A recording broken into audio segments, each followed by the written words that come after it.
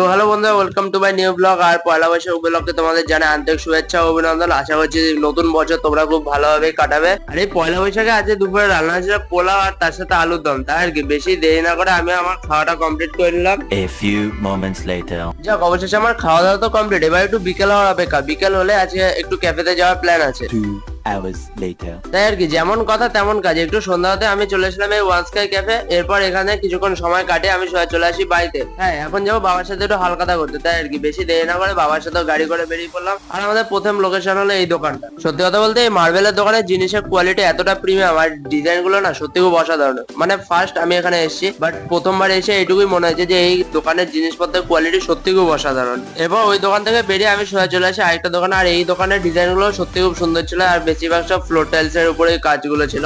আর তাছাড়া এই দোকানে কিছুক্ষণ বসে আমি চলে আসি বাড়িতে। আর আজকের ভিডিওটা এই পর্যন্ত রাখছি। দেখা হচ্ছে তোমাদের সাথে পরের ভিডিওতে। বাই।